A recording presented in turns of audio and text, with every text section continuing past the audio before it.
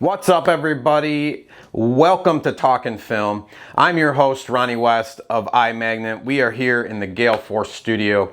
I wanted to kind of give you a recap, you can't really see it there, on FilmFest 2026, the inaugural film festival in Atlanta, Georgia, or outside of Atlanta. And my guess is it'll probably move around each year. But I kind of wanted to come on here. It's been about a week. I wanted to make sure it was still fresh in my mind to kind of give you guys some insights into everything that I saw, witnessed, talked to, and got to participate in over last weekend's 3-day event. That Cash and Marion and that entire team of the We Are Film team put together. I think they did a tremendous job. As far as the competitions go, the amount of vendors that were there and the attendees, after talking with Cash, exceeded their expectations. And so it was a lot of fun to get to talk to a lot of the local tint shop attendees that came. A lot of them, as a marketing company, was able to kind of give them some insights and get some leads. And obviously that's a great thing for any vendor that kind of goes to these events. And as far as the competitors, they seem to be into it. And that's something I think is just ingrained in this community as far as wanting to be competitive, be the best, learn from each other, pick up different techniques. I know that there were academy students all the way to the people who have won many events, and this one, just like Fernando Sainz, Ricky Miller, I know Texas Squeegee was there. There was so many people that I feel we see on a daily basis if you're in the tin industry on social media, and since that's what I do, I see all of them all the time.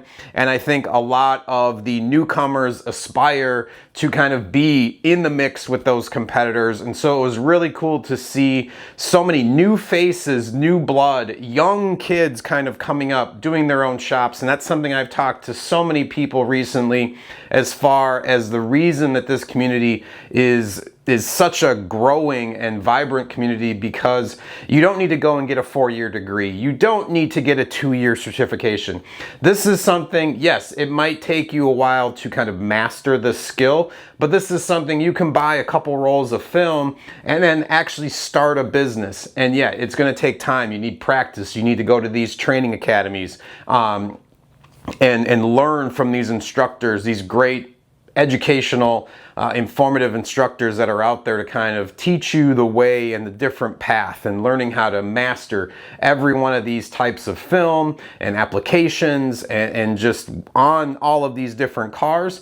But as I mentioned, talking to so many just tint installers, tint shop owners, business owners, the ability to kind of control your time, control your money, and being able to just be your own boss has been something that's so cool to see within this the whole community. I know that it was an event that started on Friday. They had the cutting ceremony. They let Mother Marion cut it with this gigantic red dot. That was really cool to see.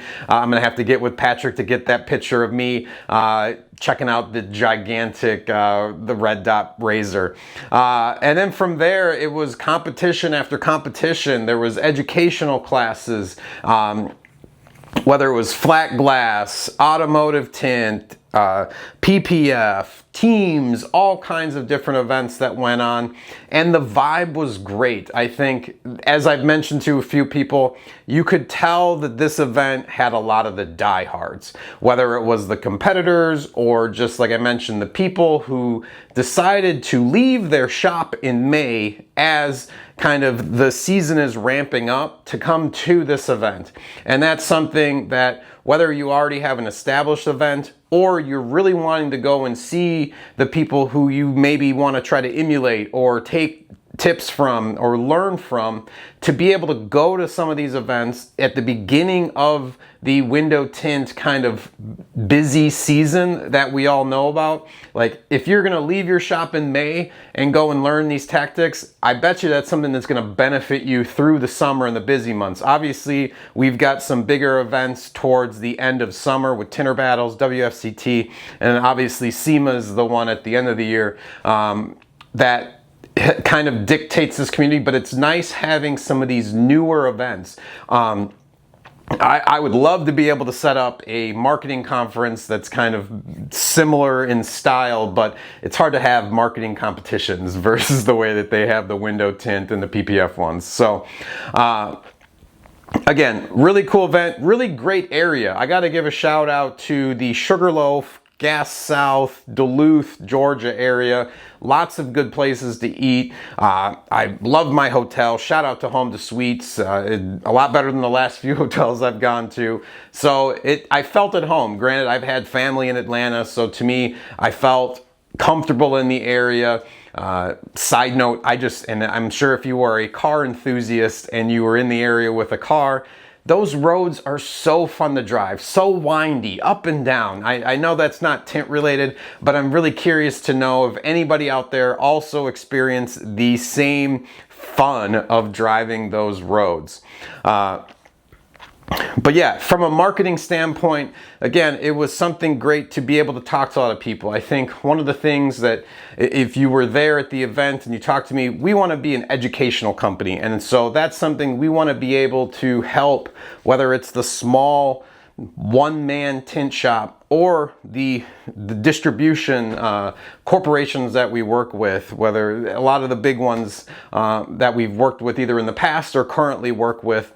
We want to be able to help educate, kind of make sure that we are growing this community, because honestly, that's the biggest thing. Is it doesn't matter if you are another marketing company in the same space, and like I talked to previously on one of the other podcasts with a gentleman, we want there to be this awareness around the window film community, and events like this and being able to engage with people is only going to grow this, and it helps all of us. A high tide rises all boats.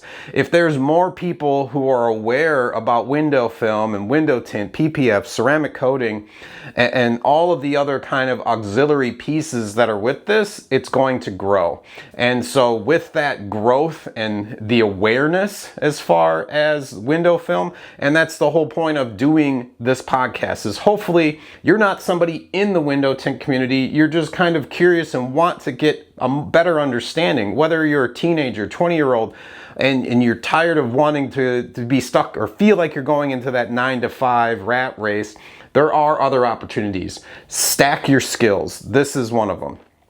And so if we can grow the awareness in the window film community, that just means more film sales, more tint shops opening up. And obviously that opens up more opportunities for me to work with you in a marketing standpoint. So we work with about 200 different window film companies across the country, and I know that there's probably over 6,000 tint shops. So there is an abundant amount of growth. And granted, when I first started working at Interwest and we had a single tool shelf that probably would have stacked about this high, and then when I left there was a massive wall at a warehouse, it's only growing. And yes, this is a very niche industry, but it is continuing to grow. It might be $1 billion industry, but this is something that is just continuing to kind of build, whether it's safety film for schools, people learning about and getting the factory tint from your car and getting it put on. They're tired of driving around in a fishbowl, realizing that residential film can be installed that can help lower their heating bills in the winter or their cooling bills in the summer.